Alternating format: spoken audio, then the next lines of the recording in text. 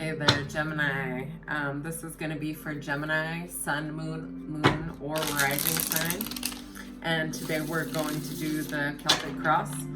So first we're going to take a look at your energy at the center. So Gemini. Whoa. Almost threw that card. Let's see. King of Swords. Wow. This is definitely your own energy. Really like strong, strategic, logical energy. Like you are cutting to the chase.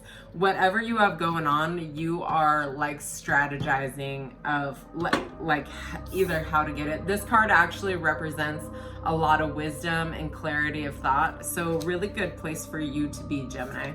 And what's blocking that energy is the Seven of Wands. And Seven of Wands is a card about not wanting to give up. But maybe it is time to give up, if that makes sense.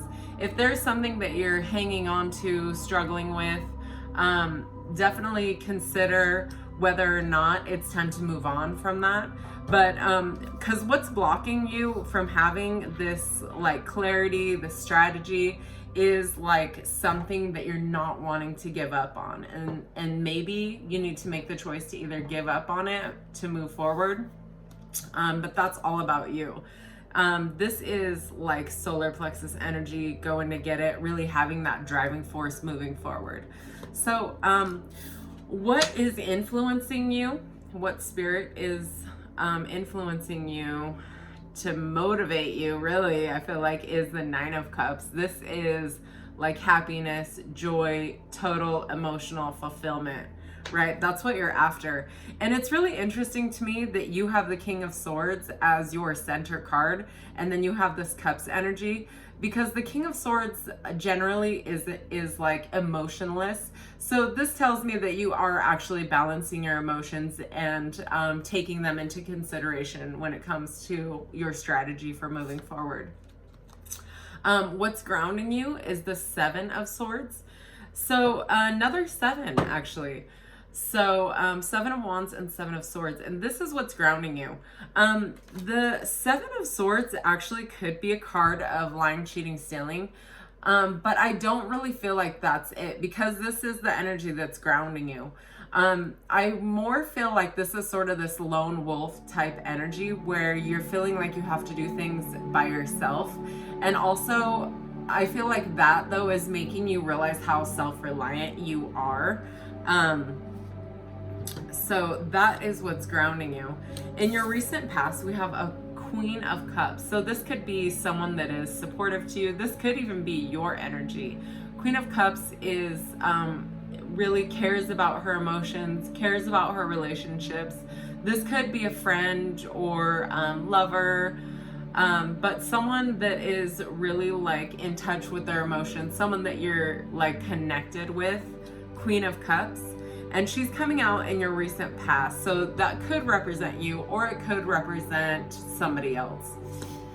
Coming in your future, right, we have the Ace of Pentacles. And Ace of Pentacles is new money, new house and home.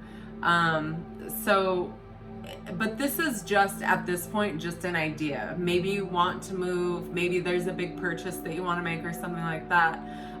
Or a new way to make coin, right? New way to make money. And that's coming in your future. When we talk about cards coming in your future, it's not necessarily a guarantee. You still have to work for it. And also with the aces, they are such a fresh new energy that is something that you do have to cultivate and pursue. So, if there is some new idea of something that you want to create or something that you want to have or manifest in the future, like put in the effort to get that. But that is something that you will be experiencing as a thought coming soon, okay? Or as a thing.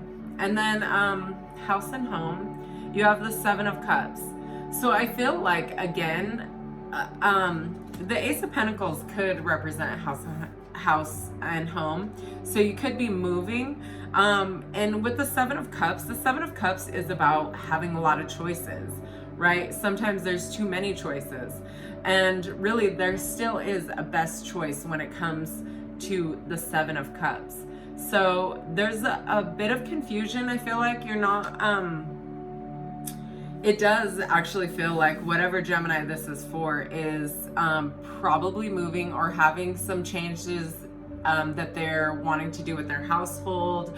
Maybe you're remodeling or rearranging things in a big way when it comes to your house and home. But there's a lot of choices there, a lot of working parts, right? Hopes and fears. Seven of Wands.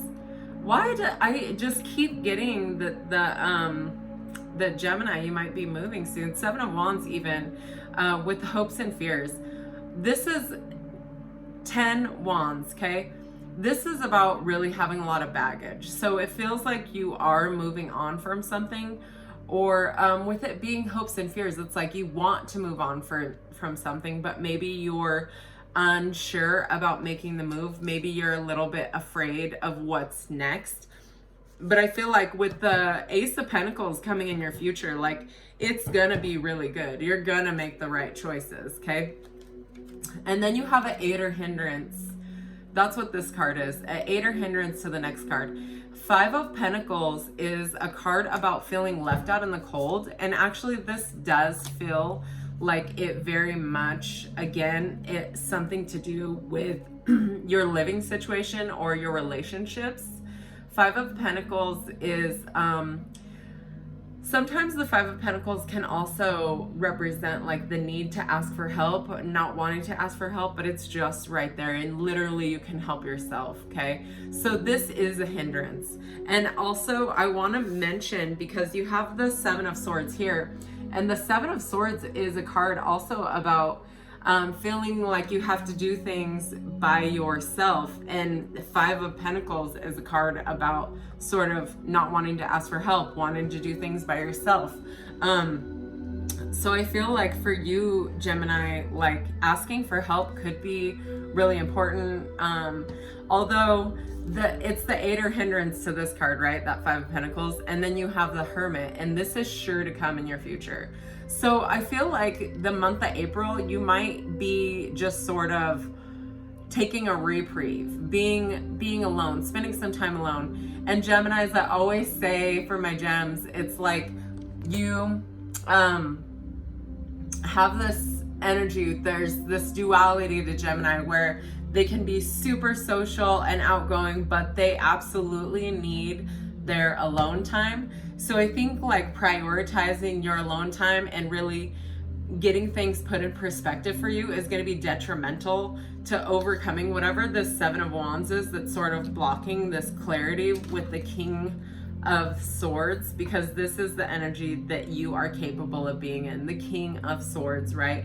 Having that mental clarity and everything else. But I feel like it really is important for you to have some time alone to sort of, for the purpose of like strategizing and everything like that, to figure out what you want to do and where you want to go. Although just because you're getting the Hermit card and there's a need to be alone doesn't mean that you necessarily need to be alone. So if you do need to reach out to friends to maybe help put something in perspective or something, I would recommend that, okay? Especially with the 5 of Pentacles. You just have to reach out if you need it. People are available to you.